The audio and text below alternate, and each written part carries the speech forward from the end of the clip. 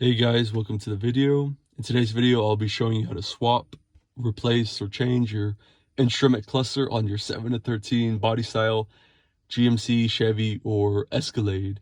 This will work on all trucks or SUVs from the GM lineup. So Silverado, Sierra, Denali, Yukon, Suburban, Tahoe, and Escalade. It's all interchangeable between each other as long as it's a truck or SUV from the 7 to 13 body style, known as NNBS. So first and foremost, the tools you'll need for this swap is a 7mm bolt and a T15 Torx.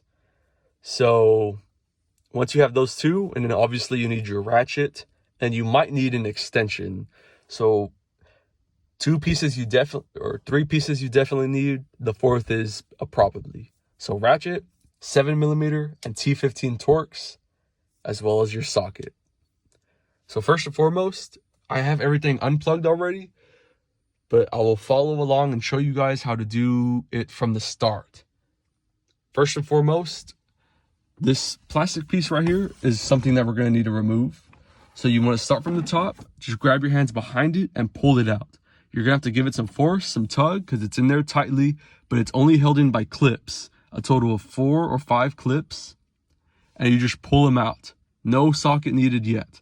So start from the top, pull from the side, pull from this side, and then grab your hands underneath and pull from the bottom. Then you just want to let it hang out just like this. You don't need to tape it or hold it with some bungee cord. Just let it dangle there. And then we're going to move on to the right side. Same exact process. This whole console middle piece is held on by plastic as well, plastic clips. So you want to start in the top left and just pull forward. Pull forward, pull forward, work your way clockwise. Pull forward, and then pull forward down here as well. As you can see, 1, 2 are kind of like hidden down here. Just pull it all forward and let it dangle there as well. Nothing's going to happen if it dangles there. It's going to be good to go. So plastic off, and then now we're going to be with right here.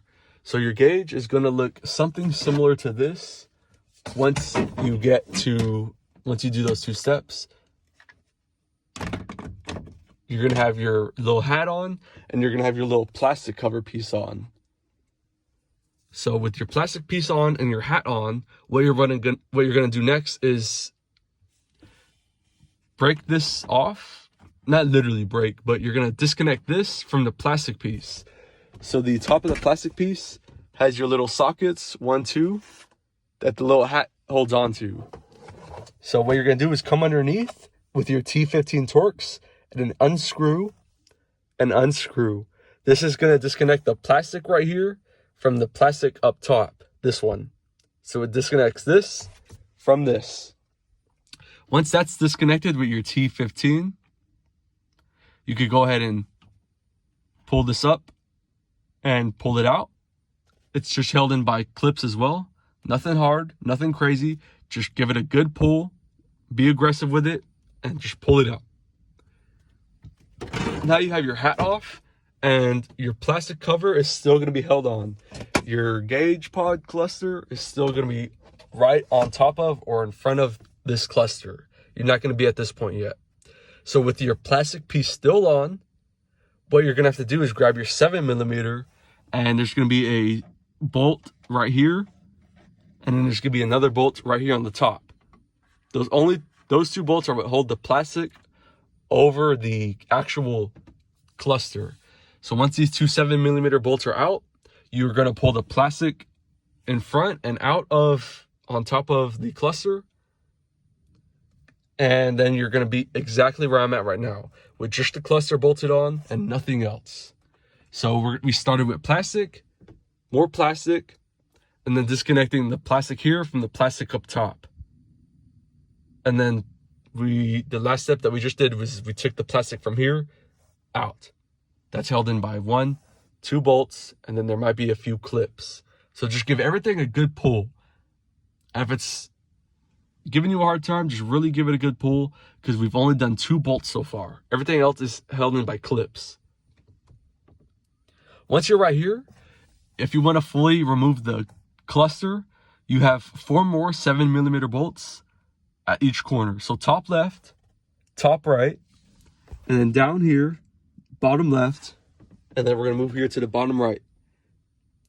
That's where you might need the extensions at the bottom. So with the 4 bolts removed, now you could go ahead and pull the cluster out, and you're almost done. Once the cluster's out, it's still going to be held on by a harness connected to the back. What you want to do is grab from the top of the harness and push down and pull back. So top, down, pull. And then you'll easily disconnect the harness, and it's time to install your new cluster. In this specific case, I have the PPV cluster. It's the one that the police Tahoes and Suburbans had. What's special about the police cluster, or the PPV cluster, is it goes to 140 miles per hour, as opposed to all the other clusters that only go to 120. Escalade, Denali, Suburban, you name it, they all go to 120, but the policemen get a special cluster that goes to 140 for their high-speed pursuits and whatnot. So if you're big on Silverados and Sierras and GM World, the PPV cluster is going to be a great thing, a nice little small detail that a lot of people might not appreciate, but if you're the guy who likes to go above and beyond, and you're the completionist, this is a great upgrade to have on your 7 to 13, giving you that extra 20 miles per hour if you like to race, if you like to do cool things or whatever. You can always see that extra 20 miles per hour, and it's always good to have. So that's your new cluster in. This is the PPV cluster, but it works on the Escalade. It works on the Suburban, the Denali. It's all the same exact process. I know the Suburbans have a slightly different interior, but it should be relatively the same. But if you have the truck LT or LTZ interior, that's how you do it. So you can kind of use this video as a guide or reference if you have a Suburban or SUV that has like the all-in-one center console. It should still be kind of the same thing. If not, I'm sorry, but it's super simple and you can use this video as reference. So with the cluster out, it's the same exact process to go in. You grab your new cluster. In this case, mine's already bolted on.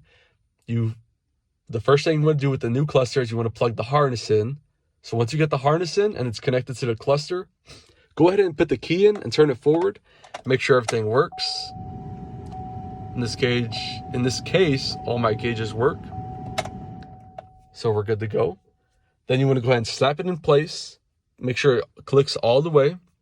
Everything clicks into place. Then you have your 4 bolts that you want to bolt in at the top of each corner, top and bottom of each corner. Your 4 bolts. Next is your plastic piece. Don't forget your plastic that goes right on top of the cluster. You put your plastic on, and then you bolt it onto the actual console from 2 bolts only, and then the rest of the clips. Once the plastic is on, you go ahead and put your hat on. You slide it into the place, and then you push down so they click, and then your T15 is going from the bottom, bam, bam, and then your plastic goes back on. It just clips in, so you just gotta push it in, and then you just gotta push it in. Super simple, super easy. You literally just have to, once you start doing it, it all makes sense. But this is just a little quick little video for reference or to guide you. It's super easy, super simple. Keep your key on you, because to take the cluster out and put the cluster in, you got to put this into neutral or drive because it's in the way. So just keep your foot on the brake, put your stick in the neutral drive, and you're good to go. And that's how you swap or replace a 7 to 13 cluster from a Silverado, Sierra, Tahoe, Denali, you name it, and you're good to go. And that's this video.